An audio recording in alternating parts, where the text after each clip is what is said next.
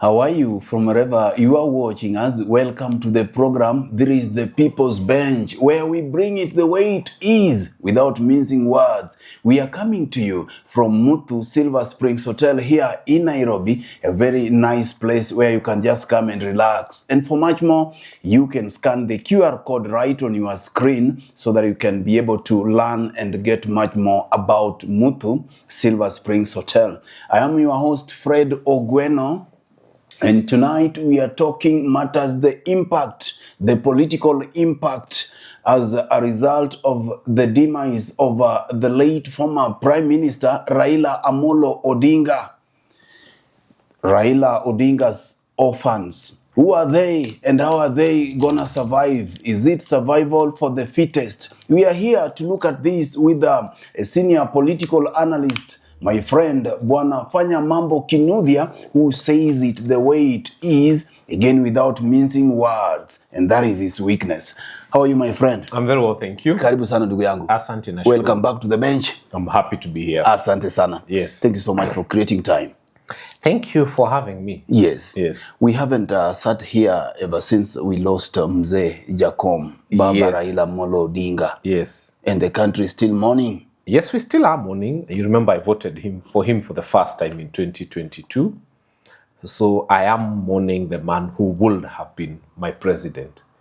If it was God's appointed time that he dies on that day, then I would say I am mourning the man who would have died in office as President of the Republic of Kenya. So we never get tired of sending our condolences to the family, and especially Mama Aida Odinga, because, you know, this is Harib. This is someone they shared a bed with all this time. I have met Raila on a few occasions, and I remember vividly one day in Karen when I gave him my book, The Mediation Journal, and we took a photo together that I shared on my social. So I have a lot to celebrate Baba for, but as I mourn him, I also say, may his soul rest in peace. May his soul rest in eternal peace. He has fought a very good fight. Na hisi ile ya kujisemesha. And he has won the race. We can see a lot of things that have Raila's name on them behind him. So we celebrate a hero who has rested. Thank you, my brother. Yeah. Most people are yet to come to terms with the death of Raila Odinga, that Baba is no more. You remember how he used to give impetus to our political, campaigns when Baba comes on the stadium or on the stage and he says, tendawili, such kind of things, the political, the things that we used to enjoy when Baba comes. It's so sad that we will no longer hear that voice. You see, the only thing that doesn't change is change itself. Change is in a constant state of change. So we are having to transition. We are having to accept that he's gone. But you see, his spirit lives on. His legacy lives on. The things he fought for, we can see. We'll be seeing a lot of his clips. I used to like ile DJ hapana weka mchanganyiko. I used to like that, and the Azimio song Lero ni Lero. I played it a lot in my campaigns. Yes. So there's a lot of nostalgia when we think about Baba, and we are happy that we have been able to experience him within our lifetime. And may his soul rest in peace. Tuache tu mzee apumzike, but let us always remember him. And let us try to preserve what he fought for. Mm-hmm. You remember about his impact before he came to the main thing, the impact of Raila Odinga again. Remember, one man who could give us a public holiday, an ungazetted one. He could say that it is a holiday, and tomorrow the police IG would say that there is no holiday, but they would be the first people to implement that holiday in the morning. How long will it take us to have such kind of a man?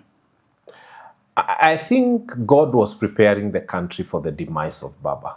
Because for the longest, I agree with you, Baba used to give us holidays. And I think God wanted to show him that even as you go, I have prepared a way.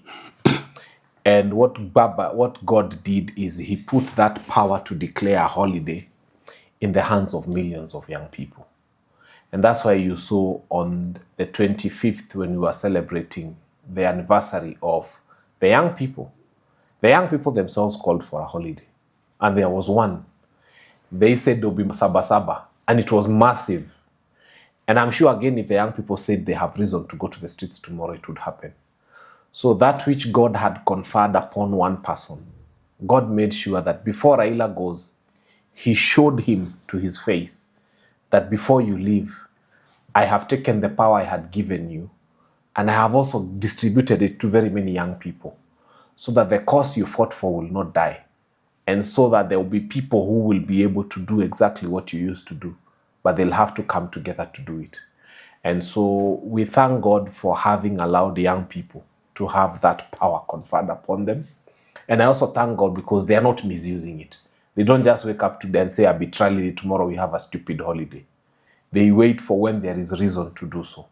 And they've not given us very many holidays. They have been measured. So we thank God. And wameambukiza Gen Z wa Tanzania, my brother. Look at what is happening in Tanzania. It's scaring everybody. Nobody expected this. Actually, before we go to Tanzania, allow me to say one thing that Baba did and lived for. Please do. He lost his political support in the Rift Valley because of the Mau. Sometimes when I see the rains that have come back the way they have come back, I remember Baba, and I remember the sacrifice he had to pay for the conservation of the Mau. When he rests, before he even settles in his grave, this terrible administration allows people to go and log the Mau. I mean, have you started to think about it that way? That Baba paid a very high price. Very true. Because of conserving the Mau. Na ni kama walikuwa tu wanangoja afunge macho wa celebrate by opening the logging of the Mau. Kenyan people, let us not relent.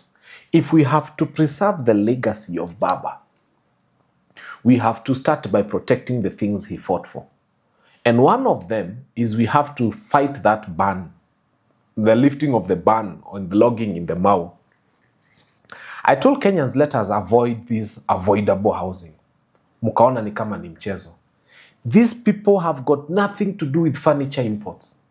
They are looking for timber to use in building doors and frames and all that woodwork for those terrible houses called avoidable housing.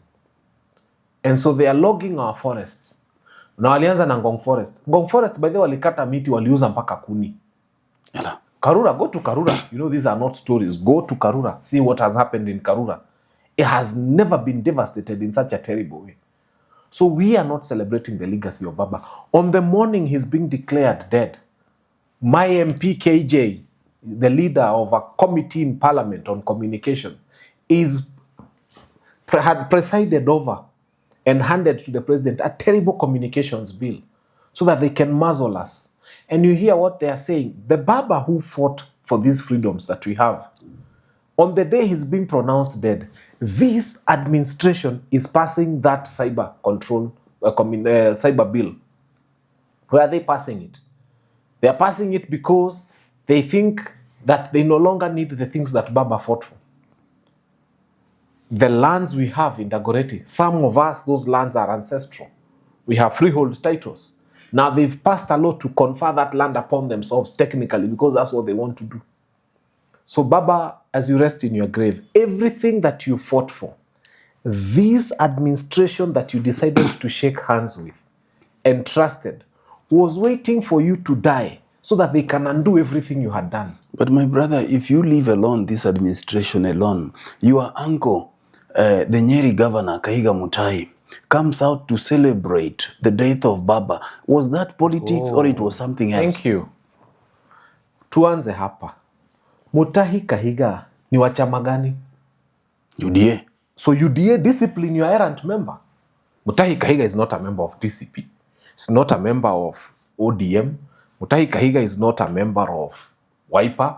Mutahi Kahiga is not a member of any other of political parties that we know is within the united opposition. Hizi ni tabia za UDA. By the way, those are the people who speak carelessly. They're the people who say uncalculated things. You, Cecily Mbadire, chukua hii mtu yenyu, go deal with him. Hiyo ni shida ya UDA. That's a UDA governor. In fact, those are UDA habits. We know how UDA people behave. So those were UDA words. They are attributable to his party. But he's now a close associate of Rigathi Gachagua. Are you sure? Mutahi Kahiga is not a close associate. You remember my brother when he said that his brother cannot be touched, that he would be there to protect Rigiji. Let me tell you. Tell me. How is he protecting Rigiji by saying he celebrates the death of Baba? I don't know. That nobody stands for that. Let me tell you. This is now politics 101. Tell me. There was a calculated effort. Let me tell you. This administration has lost all popularity everywhere. The only single thread they are hoping to survive on is tribalism.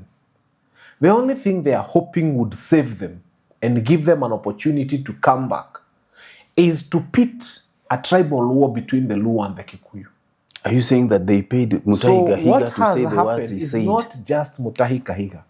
On the day Baba died, we reliably learnt of 2 Mount Kenya members of parliament, and we spoke about it on national TV, who were planning to mobilize young people within Mount Kenya to celebrate the death of Baba, so as to make it look like the Kikuyu are happy that the Luo are losing. And what did we do? Actually that day I had to do 3 media shows to speak and to tell the Luo nation that hakuna Mjaluo, hakuna Mkikuyu akona shida na Mjaluo.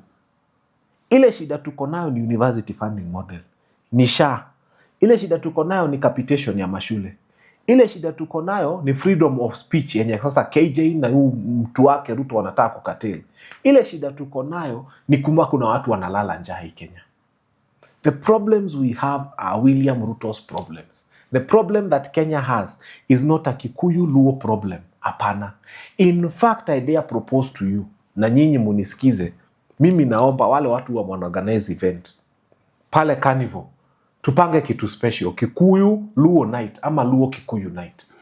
All beautiful Luo girls come. And don't leave behind that thing called Sianda, which we like to watch. Don't leave it behind. Come. And you are going to be there. All the beautiful Kikuyu girls come with that gap in your teeth and everything that makes you beautiful in your own way. Come. All Luo men, come with your style. Come with your nyavi. All Kikuyu men, come with your Toyota Hilux pickup.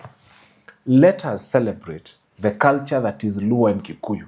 Let us get the best Kikuyu musicians and the best Luo musicians. I'm not an event planner, but I'm throwing these suggestions to the people out there. Tuite Samido, kwa Jaluo, give me one good musician. Aitwe tu akuje, takama ni Nyadundo. But let us have a Kikuyu Luo night. And let us say that for the sake of this country, the Luo and the Kikuyu don't have a problem. Petroli sisi tunanunua same price, same pump, same petrol station. Do you know if we take away the ability to split the Kikuyu and the Luo, William Ruto goes home. The only thing they are hoping they can bank on is tribalism. Na mimi naomba, let us plan a night where the Kikuyu and the Luo will meet and have a night out and literally make a decision as a people that for sure we will not fight the two communities. I hear you. And Baba, one thing, I wish Baba won the African Union seat. We have a terrible person who occupies that seat, and I call him terrible without measure, actually deliberately. Because he has just congratulated Paul Biya, the funny old 92 guy who was elected in Cameroon. And I'm sure he was planning to congratulate Samia Suluhu if Samia Suluhu had won. I don't think Baba would have done that high nonsense. He would probably have refused to congratulate Paul Biya because the Cameroonians are not happy with what's going on. So, as you rest in peace, Baba, we wish, I was one person who went on every media house and said, I wish him well. He's wearing the Kenyan jersey in that race. He did not win, but the one we have is celebrating Paul Biya. So now as I answer your question about Tanzania, that the Kenyan youth have infected the Tanzanians, let me tell you, human beings are intrinsically very patient. We can wait. The Tanzanians have been pressed to a wall. You saw abductions here. Tanzanians was worse. There was a lot of oppression and suppression of people. The insult to their human rights and dignity and so on and so forth. And the people of Tanzania were at a point of almost exploding. And they decided that instead of exploding, what they are going to do is wait it out. But the election day comes, and the person they want to vote for is not on the ballot. So what will Tanzanians do? They go to the streets. And they are fighting for their country because it belongs to them. Right now, the country is burning, and we have to move from problems to solutions. I'd like to speak directly to the person of Uhuru Muigai Kenyatta and tell you, you are one respected, celebrated former president who is alive today, and you're alive for a good reason. My request is please call Thabo Mbeki. Please call Goodluck Jonathan. Please call any living African former president who had a good reputation. Call Samia Suluhu and call Tundu Lissu. In fact, they need to release him. Have a meeting in Naivasha if you can.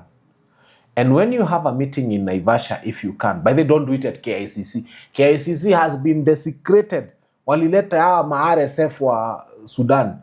And now there's a genocide in Sudan. So don't hold it at KICC. KICC has been used and by people who have caused murder and genocide in Sudan. So do it somewhere. Then the conversation should be around postponing the elections. Not a stupid situation where they make Tundu Lissu to be a prime minister. No. It should be a conversation around how do we, in Tanzania, for example, postpone the elections to January. And then let it be free and fair. Let the media be there. Let social media not be gagged. Let international observers attend. And then we see from there. Thank you, my brother. Just in 30 seconds, tell me, we have seen the opposition leader in South Africa, that is Malema, has come out to speak very boldly about what is happening in Tanzania. We have seen the position from the EU and other international election observers. Here at home, your opposition leaders, the so-called united oppositions, cannot even utter a single word to condemn the killings and the butchering of citizens here just across the neighborhood. How are we going to trust them that they are going to fight for Kenyans here at home? To start with, Samia Suluhu showed us the contempt card. Martha Karua, a former vice presidential candidate, deputy president candidate, a renowned lawyer, a senior counsel, had visited Tanzania. They threw her out of Tanzania like a mad dog. No, they didn't treat her with decorum. They disrespected Martha Karua. I think sometimes you keep quiet and let this lady, Mama Samia Suluhu, learn a lesson from her own people. Let her own people tell her. You know, she used to blame everybody. Let me tell you the good thing about dictators. They are terrible people. They think that everybody else is the problem apart from themselves. So Samia Suluhu was thinking Martha Karua ndio ameleta shida kwao. Na akina Boniface Mwangi. Sasa, God is so faithful. Tundu Lissu is in jail. Martha Karua is not there. Boniface Mwangi is at home. There are no foreigners in the country. All opposition leaders are in jail. And then the people organically erupt. Sasa atasema walipewa pesa na nani? So let the opposition keep quiet for a minute. And the beauty about the Tanzania one, that there is no ethnicity. Hakuna tribalism. It is one country, united under God. Yeah, 102 tribes that think as one people.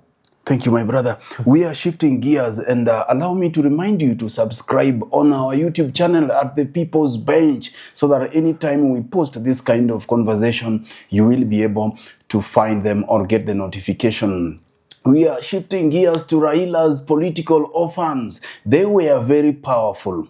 Their words were like small gods. They wielded a lot of power, and whatever they said used to happen. And that is why we are here to see, are they going to survive in the new political dispensation? My brother, these people were very powerful.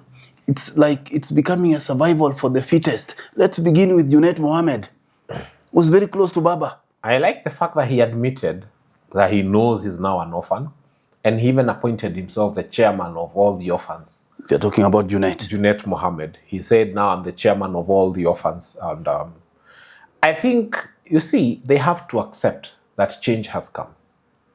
If you cannot connect with the Mwananchi that you want to serve, it's a high time you start packing your bags to leave.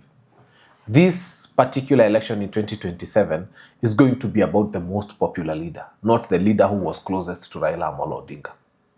Number two, there were people who wanted to hold a contrary opinion to Baba, and maybe they were MCAs or lower. But maybe you want an MCA ticket. How do you come and say, I don't support Junet Mohammed? You will not get the ODM ticket, so you will not become MCA. Now, freedom of speech, freedom of association, freedom of choice will become very wide within the ODM strongholds. So a lot is about to change. And these people better be prepared. Junet Mohammed, I think don't even waste your time vying. Those people will not vote for you. Yeah, don't waste your time vying. I mean, you can look for a job in the secretariat of ODM. Maybe you can become the returning officer or something. But forget about vying in that particular constituency. Those people will vote for someone else. Tell me about Abdul Swamad Mohammed. Abdul Swamad Sharif. The cost is changing. The cost is changing, and it's changing drastically. In fact, I want you to record this. Please. The next coast governor will either be from Wiper or another party within DCP, within the United Opposition. Not ODM. No. There will be no other. There will be no ODM governor in Mombasa this election. Why do you say that? Because ODM is not popular in Mombasa anymore. Remember, there are over 150 Luos in Mombasa. 150,000 only Luos in Mombasa. Yes, but to become governor in Mombasa, you need about 600,000 votes. Do you know how many Kikuyus are in Mombasa? So all I'm telling you, the cost to vote is not even going to be so much tribal. The one thing I can tell you is that ODM is no longer going to be the popular party at the coast. That you can take to the nearest safe. So what should Abdul Swamad Sharif do? Enjoy his term as governor. And actually towards the end of his term, decide to reinvent himself and join Wananchi wherever they're going to be. That's what smart politicians do.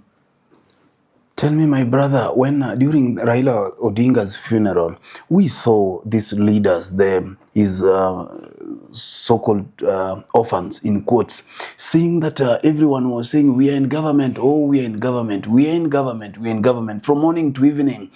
What is the meaning of this? You see, it is not them who are saying they're in government. First, the list of speakers was very well crafted, because they wanted to hammer that notion of broad-based, and they kept mentioning it. To start with, any cabinet secretary who was speaking about broad-based is out of order. No cabinet secretary is supposed to speak politics. That is not government policy. In fact, the Johors and all the others, they are paranyas. You are out of order. Completely and totally. You can't go there and start speaking politics. If you want to speak politics, stop being a CS. If you want to be a CS, stop being a politician. Tell me about Gladys Wanga, the chair of ODM and Homa Bay. Her days are numbered. There has been, even Kasipul, she has really tried to push her candidate. If you want to know that her days are numbered, look at how violent the ODM nominations were in Kasipul Kabondo. Why were they violent? They were violent because there was violence in the hearts of the people who were disagreeing with her violently about the ODM candidate. So Kasipul is changing, and the whole of Homa Bay is going to change in a big way. But she's the chair of the party. She was very close to Baba. Does it matter? You were close to Baba. Baba is now resting, and people are now saying, wait a minute. Now it's not about closeness to Baba. It's about closeness to Mwananchi. The person who has taken the space that Baba was occupying is the voter. So now, that which you needed to do, you know what Baba had done? Baba was loved by all the voters together. He worked so hard to win their love. So he was the symbol. He carried the love of all the voters in one place. And you think William is... Now, what is happening is, because Baba is gone, these people had not connected with what Baba had connected. Walikuwa wanataka shortcut. Badala ya kwenda kuconnect na wale watu wanafuata Baba, wewe unataka kuconnect na Baba.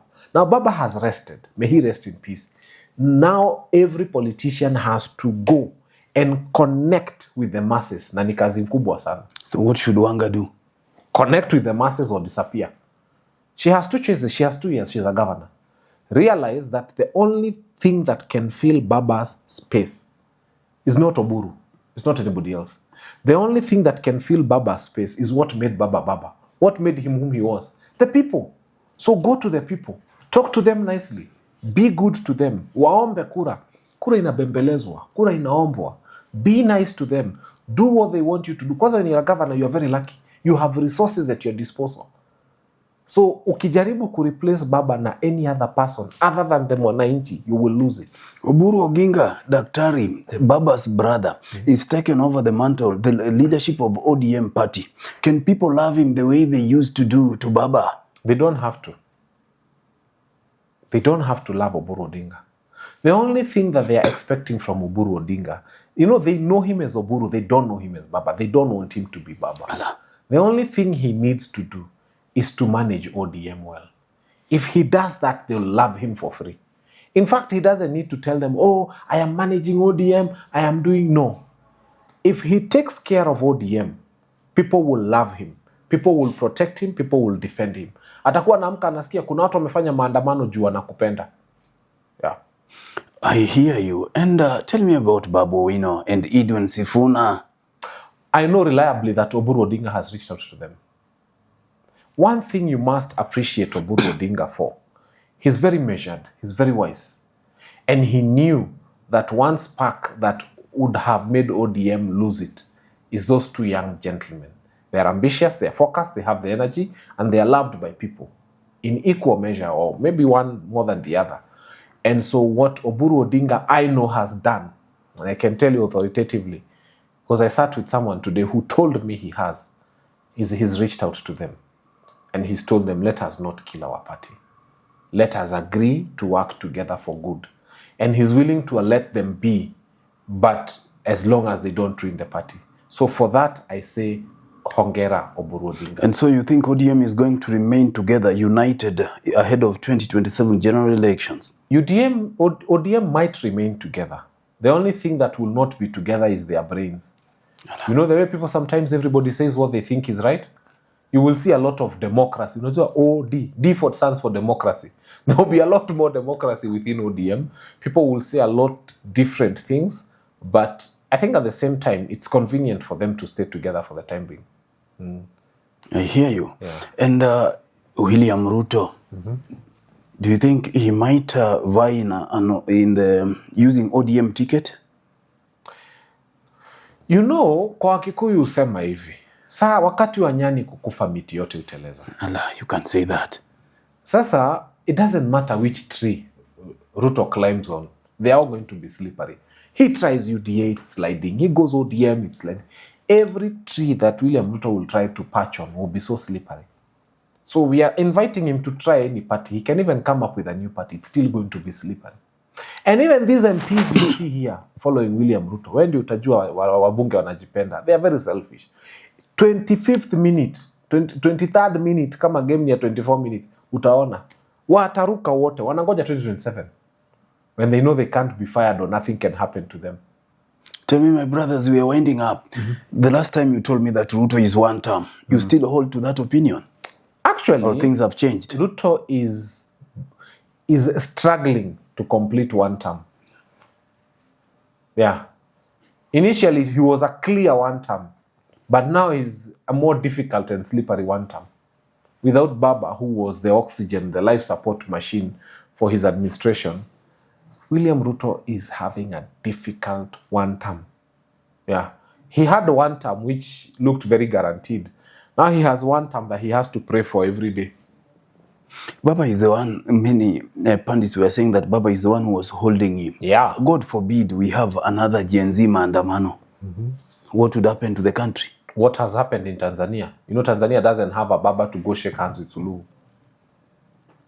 So what will happen to the country is if this person is allowed to continue. But I don't think he wants to make that mistake. I do not think he wants to make that mistake before 2027. He can't afford to have Gen Zs on the streets one more time. So he cannot afford to have any other abductions, you know, the things we are But he's doing more terrible things. Like now what? privatizing beaches. They said they're privatizing loss-making institutions. Heading Kenya Pipeline to make losses.